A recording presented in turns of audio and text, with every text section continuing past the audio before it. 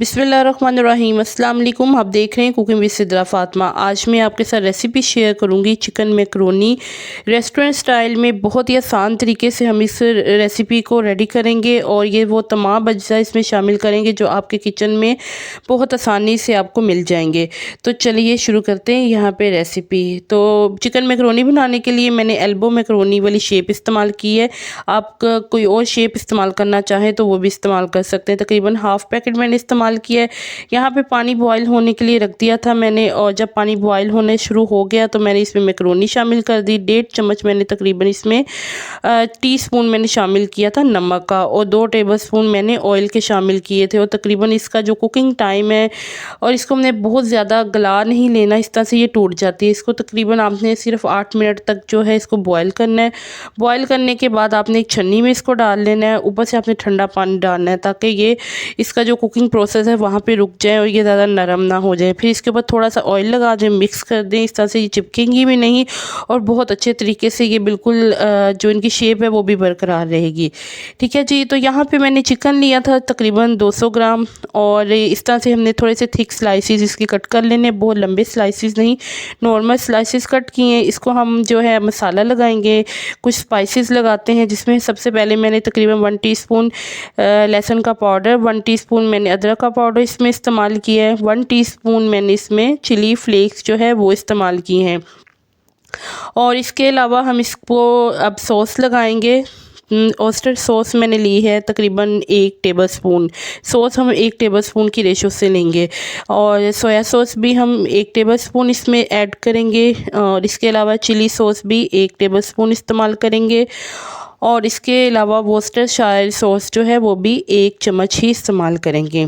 इस सॉस को डालने से फिर इसके बाद इसको मिक्स करेंगे, लेकिन इसके एंड में हम नमक शामिल करेंगे क्योंकि इन तमाम चीज़ों में नमक भी शामिल है। थोड़ा सा मैंने इसको फ्लेवर देने के लिए peri peri extra hot sauce का इस्तेमाल किया, इससे बड़ा मज़े का इसका टेस्ट आता है। चिकन की मैरिनेशन बहुत अच्छे तरीके से हो जाएगी। यहाँ पे इसको हम मिक्स करके तकरीबन आधे घंटे के लिए रेस्ट देंगे, थोड़ा सा चिकन मैरिनेट हो जाएगा। फिर मैंने एक कढ़ाई ली, कढ़ाई में मैंने तेल डाला तकरीबन 3 टेबलस्पून। उसमें मैंने 8 से 10 लहसुन के जवे लिए, उनको मैंने फाइन चॉप कर लिया, और हल्का सा उनको हम सौते करेंगे। और फिर हम एक मीडियम साइज़ का प्याज लेंगे, स्लाइसिस में कट किया हुआ, वो शामिल करेंगे, उसको सौते करेंगे। अगर आप मेरे चैनल पे पहली दफ़ा आए, चैनल को सब्सक्राइब नहीं किया तो जल्दी से चैनल को सब्सक्राइब करें। बेल आइकन को दबाने से मेरी वीडियो सबसे पहले आपको देखने को मिलेंगी और आप मज़े मज़े की इस तरह की रेसिपीज़ जो है सीख सकेंगे।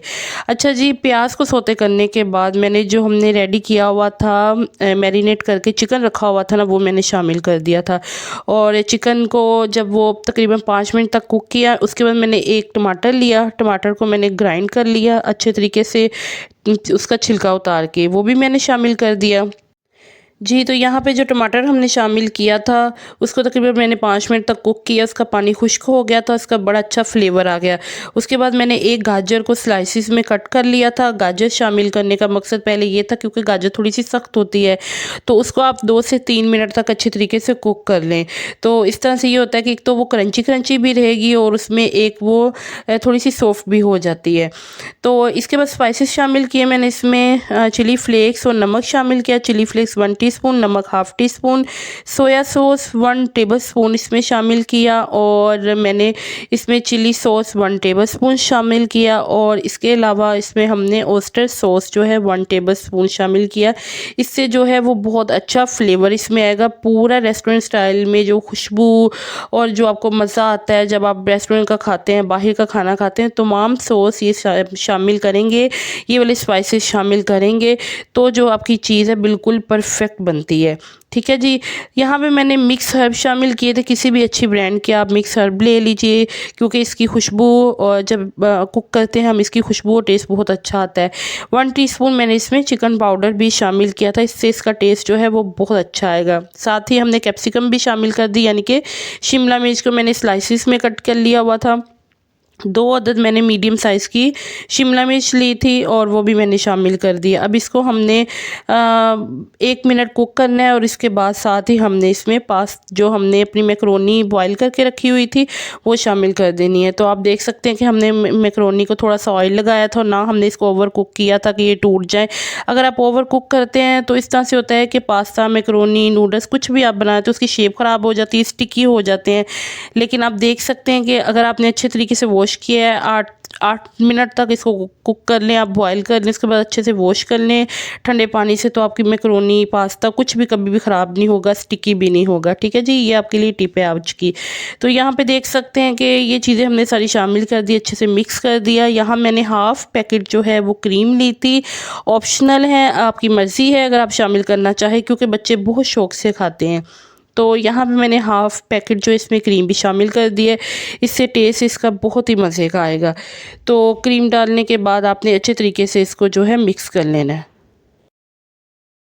झटपट से बनने वाली रेसिपी है, 15 मिनट में आप जो चिकन मैकरोनी है वो बना के रेडी कर सकते हैं और इंजॉय कीजिए। एंड पे हमने इसके ऊपर काली मिर्च शामिल की है, तकरीबन 1 टीस्पून, इससे फ्लेवर बहुत अच्छा आता है।